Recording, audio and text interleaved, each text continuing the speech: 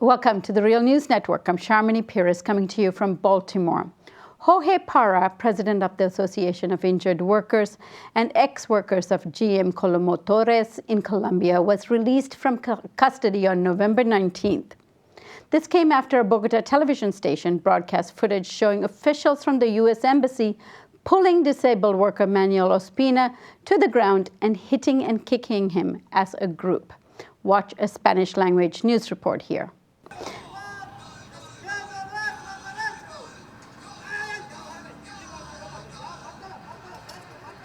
Vemos como la policía ataca brutalmente a uno de los...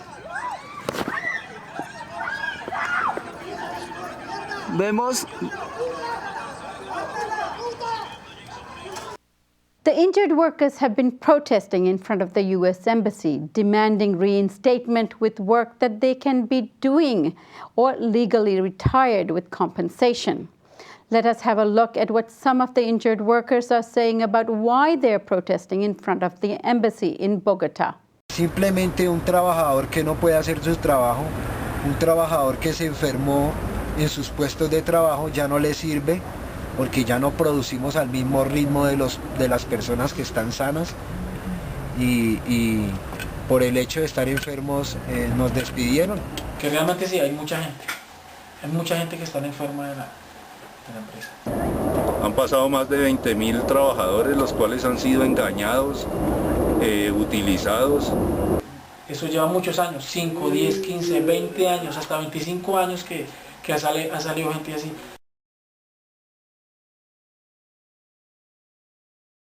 Now, U.S. labor activists have filed a complaint with the Department of Justice and the SEC, charging the General Motors Company with a violation of the Foreign Corrupt Practices Act at its Chevrolet assembly facility in Bogota, Colombia.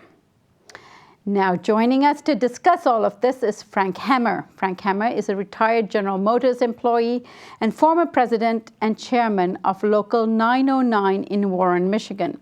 He now organizes with Auto Workers Caravan, an association of active and retired auto workers who advocate for workers' demands in Washington.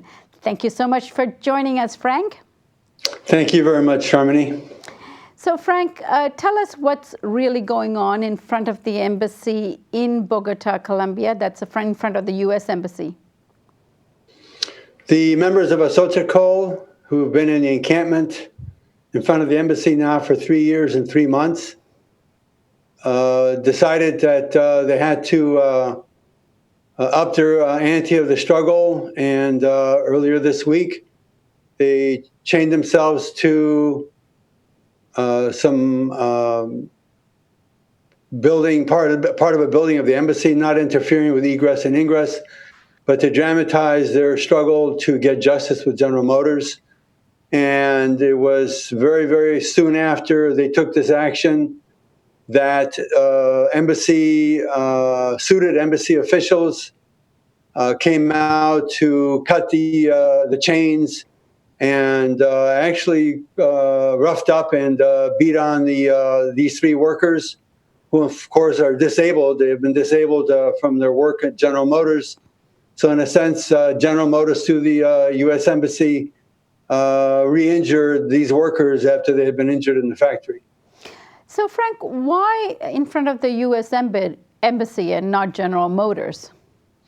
Well, when they started the encampment back in 2011, I believe it is now, the General Motors was partly owned by the U.S. government as they came out of the bailout of General Motors. The U.S. government still had a sizable interest in the company. And so the workers decided that they should protest in front of the embassy to bring to the attention of the U.S. government that they had a role to play in getting General Motors to obey the laws of Colombia. And that's how it began, and that protest has now continued. And of course, the U.S. government can still play a role, even though it does not have the ownership stake in stock in General Motors. And that's why they have remained there all this time. And why have you filed this with the DOJ and the SEC? You filed a 16-page charge with bribery and corruption. Why have you done that?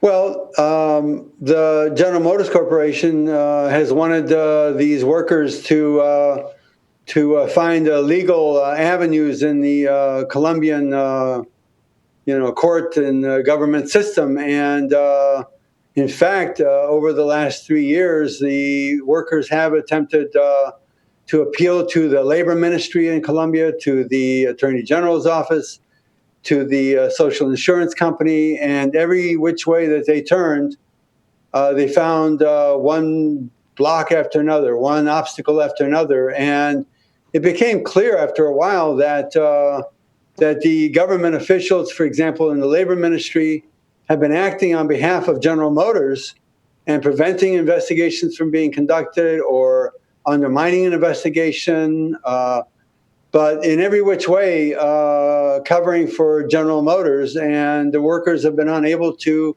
achieve any kind of settlement or any kind of justice through that system. And as they documented their experience, they were able to identify a particular labor official in the labor ministry that has jurisdiction over the GM Comotores plant. And from all the inactions or the illegal actions that he has engaged in, there is no question that he is being in some way compensated by General Motors for going out of his way to violate the law. Now, Frank, you've been an auto worker. Can you describe to us what some of the, and you've been to Colombia as well, and you've been speaking to some of these workers in the past. Describe to us what some of the, labor or assembly line work entails, how they might have gotten these injuries, the nature of the injuries, so that people get a sense of what their experience is on the plant. The particularities of this particular GM facility is that the original plant was built in 1959. GM took it over in 1977. And from every indication that I include the reports of UAW GM health and safety officials, the conditions in the factory are quite antiquated. They work with very antiquated equipment, old style, for example, welding guns for the body shop. And between the poor equipment and lack of health and safety conditions, coupled with the pace of the work, coupled with the extreme hours that they work, 12 to 14 hours a day, minimum 6 days a week, that over a period of 3 or 4 years, the workers developed all kinds of muscle and nervous disorders, so that they required injuries on their spinal columns.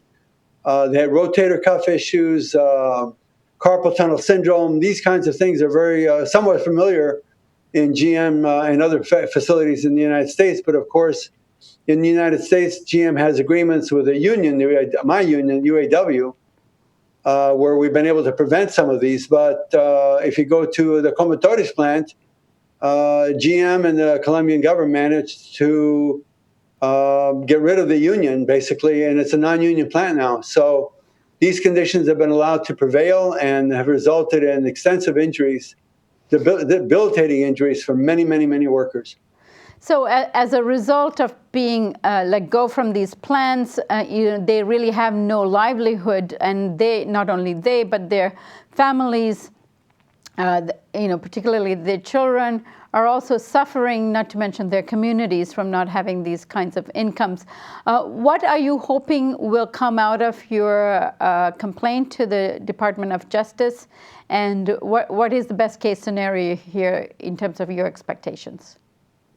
Well, the workers all along have sought to get a settlement with General Motors, and it should be noted that General Motors, due to one of the workers' hunger strikes back in 2012, agreed to meet with the workers for a mediation, and the mediation was interrupted, and General Motors refused to return to reach a settlement. So ultimately, that's what the workers have been seeking all along. They were seeking the help of the U.S. Embassy. The U.S. ambassador in Bogota, Ambassador Whitaker, who happens to drive by the tent encampment for every day that he goes to work and sees the encampment, has refused to meet with the workers because the workers are seeking to get the embassy's assistance in bringing GM back to the table. The purpose of the action taken with the Department of Justice and the SEC is to initiate an investigation of the claims by the workers, backed up by many, many documents, that the Colombian officials have been acting illegally and that they're acting illegally due to corruption and bribery on the part of the General Motors company. The ultimate hope is that GM would desist in these practices, that they would honor Colombian labor law and the regulations, and that the workers and their families can reach a settlement with General Motors per the Colombian law or through a settlement, through a mediation, so that they can go on with their lives. They are disabled. They're unable to work. It is only by virtue of support and solidarity from different parts around the globe, but especially here in Detroit and the United States, that they've been able to sustain their battle this long. I'm sure beyond the wildest dreams of General Motors management, I'm sure they never expected the struggle to be here 3 years later. Frank, this is certainly not unique for American companies working in other parts of the world as well, not only in Colombia. So it's a very important story, and we hope to be following this and the outcome of this particular complaint that you have lodged here. And I hope you come back and keep us posted on all of this. I much appreciate the extent of coverage by the Real News. It's really a break with the corporate media that has dampened this story so that nobody's even aware of it. So thank you so very much to the Real News. You're most welcome, and thank you for joining us on the Real News Network.